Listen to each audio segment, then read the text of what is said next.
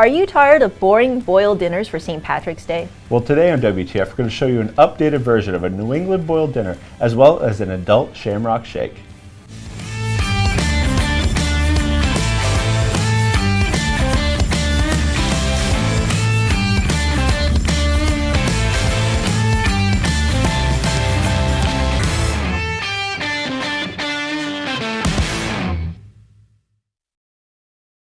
Hello and welcome to WTF, where we transform food here in the Modernist Pantry Test Kitchen. I'm Chef Scott Guerin. And I'm Janie Wang, one of the owners of Modernist Pantry. Now here on WTF, every week we cover really unique ingredients, techniques, and sometimes we just like to revamp crowd favorites and do something different with them. So remember, if you haven't already, subscribe and ring the bell, because we do come out with something new every single Tuesday, and you're going to want to be notified when that happens. Now, today we're going to kind of get an early start on St. Patrick's Day, and Scott's going to go over why we're doing that. But, what we thought would be kind of fun is, I think if you've ever celebrated St. Patrick's Day, you've had that traditional boiled New England dinner where everything is boiled. The corned beef is boiled, the cabbage is boiled, and the potatoes are boiled. And perhaps you love it, but perhaps you might think that it's time that got a little bit of a facelift. So today that's what we're going to be covering, how do you take those old classic favorites, preserve their flavor, but make them fun and new and exciting and more tasty. So there's a few things that we did here, and actually the biggest one is going to be the corned beef, because the corned beef is generally unchanged with this, because corned beef is just corned beef. It's always going to be corned beef. And the biggest thing that makes it corned beef is Prague Powder number 1. Now, Prague Powder number 1 is a curing salt that is mainly used for wet cures or short-term cures. So what it does is the sodium nitrite that's in the Prague one will get into the meat, and it slowly works its way through, and it converts over myoglobin so it does not turn into that brown. So this is fully cooked meat, and it is still pink. And it also is salt, and then you add salt to the brine, so you have like a perfectly seasoned piece of meat that the spices also work their way in, and you get that really beautiful corned beef that you can use for this. And then after St. Patrick's Day, you can use for corned beef hash or Reubens or whatever you want to do with it. And it's a really tremendous recipe. But the other things are really what's lacking, right? The cabbage, boiled cabbage, sometimes just smells funny, tastes funny, and it's just there. The star is the corned beef. But if we can bring everything up to a really delicious, part of the meal, then maybe we'll eat it more than just once a year. Yeah, I think so. And if you haven't brined anything before, you're trying to get more information on this topic, we do have an entire WTF episode all about Prague Powder, because there's two different types, number 1 and number 2. You don't want to mix them up. So the link is in the description below if you do want to check out that episode where we go into far greater detail about how do you brine and all this stuff.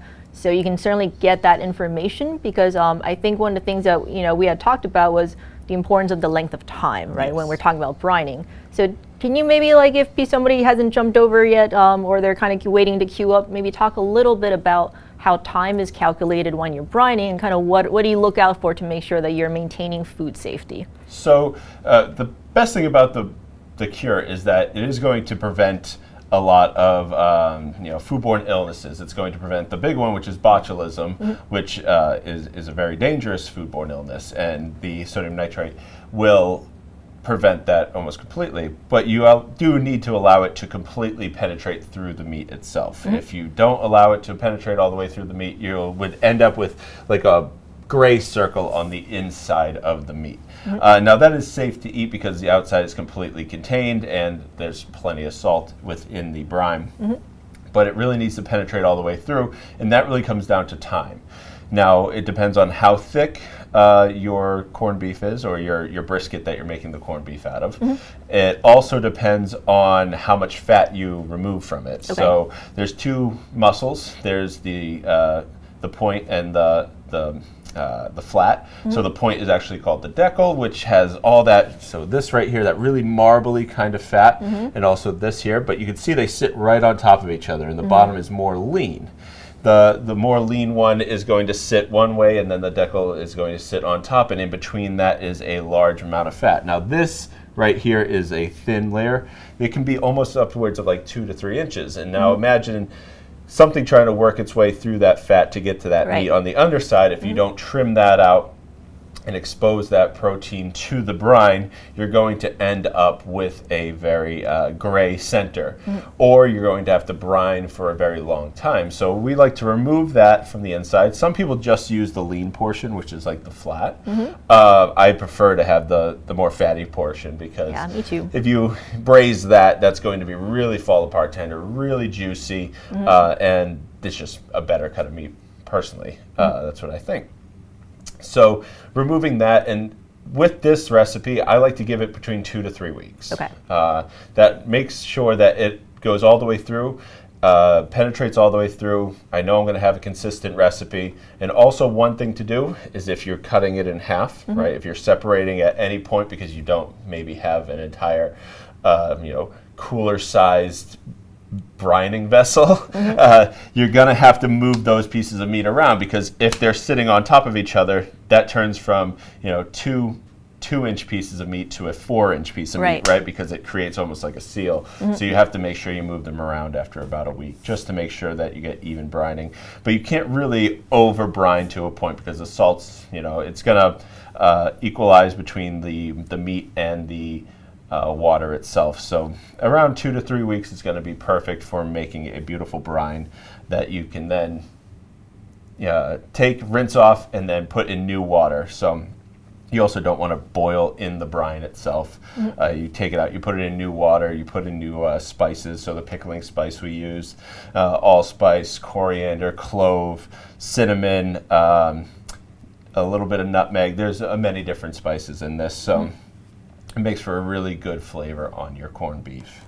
Yep. Yeah, and that's kind of one of the reasons when we were talking about scheduling, we decided to release this episode kind of like a little bit earlier than we normally do before the holidays, just because that brining period can be up to several weeks, and we didn't want you to like watch this the week before and then realize that you didn't have time to make it this year. So, hopefully this caught you in time and you're enjoying a wonderful piece of corned beef right now. Yeah, and the other things with it, so we wanted to get to is we made a almost like a steamed or slightly braised cabbage. So the cabbage, I took some of the braising liquid out. I put it into my cabbage. I put it in there with some carrots. We did carrots that were purple, yellow, and orange, some nice local carrots that we found.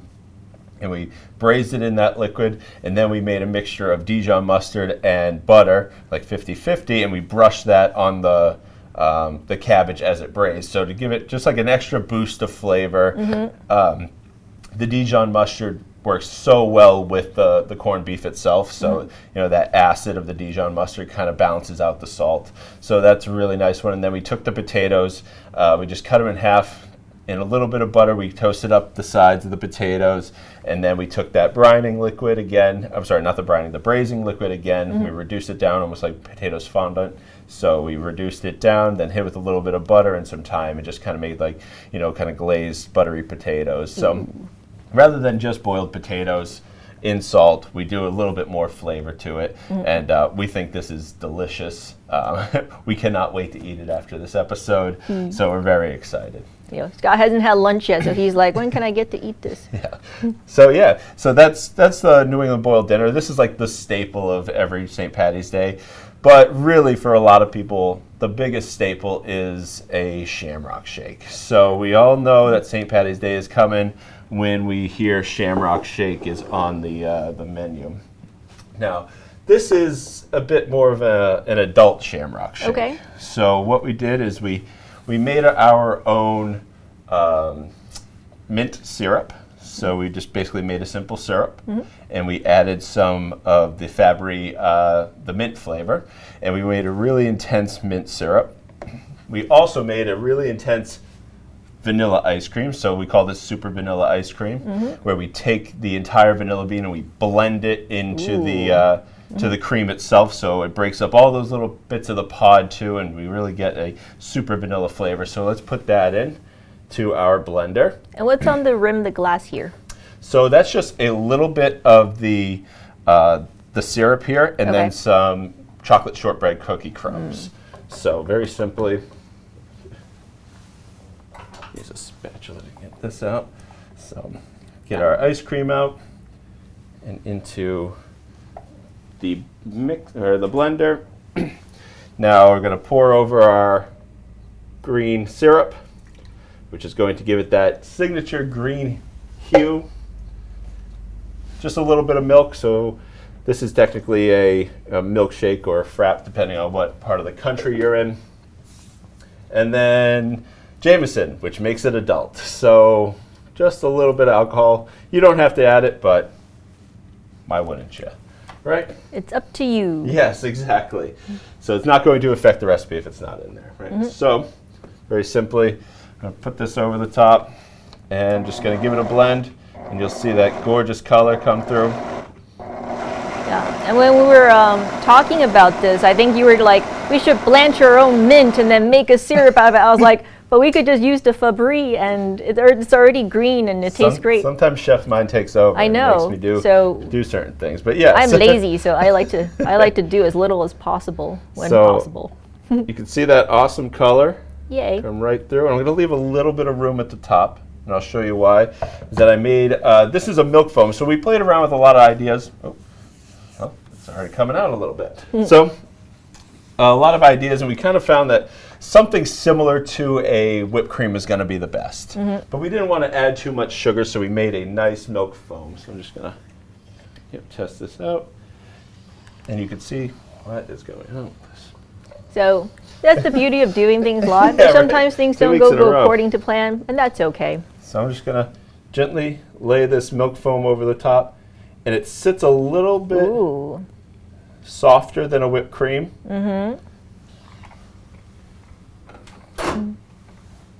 Yeah. That looks super good. I think I got something stuck in my nozzle. It happens. Great. Yeah.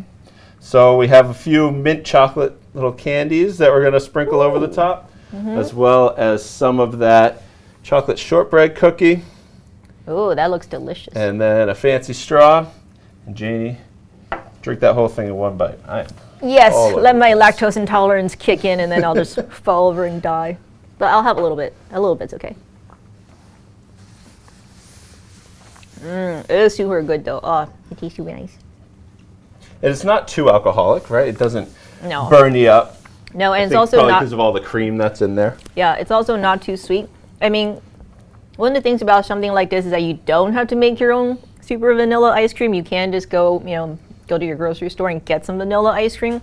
But I will say that the whole vanilla pod that we put in really makes a huge difference in terms of like the amount of flavor it has. The amount of vanilla that goes in there too will kind of mellow out the intensity of the mint. So if there's almost no vanilla, or if it, like you said, if it is like a store-bought, sometimes that mint will kind of just come through a bit too much. But yeah, the amount of vanilla will really kind of counteract that flavor, and it makes it really nice if you have that super vanilla ice cream, of course. Yeah, and if you do want to find out, where to get super vanilla, just catch our episode from last week all about the vanilla bean, which we now carry on the website as well.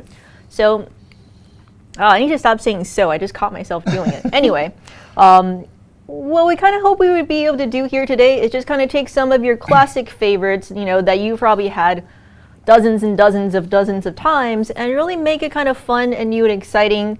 And this shake is really nice. I think it's nicer than what you get from the major chain that we don't name for some reason. But it's super tasty. It tastes very, very fresh, as well as everything else here is really, really good. Yes.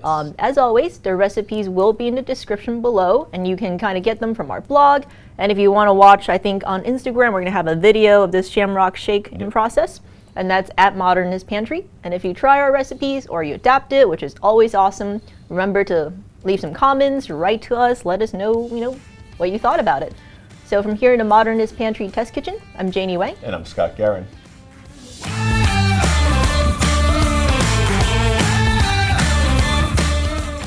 Thank you so much for watching. If you haven't already, like, comment, and subscribe. And turn that bell on because it notifies you when we drop a new video. If you like any of today's recipes, go to blog.modernistpantry.com. There you'll find recipes, Ask a Chefs, and tips and tricks, and more. If you have a friend who you think would like this video, share it with them. And to get any of these great ingredients, just go to our website, www.modernistpantry.com. And until next time, we'll be here in the Test Kitchen, helping you create memorable and magical experiences.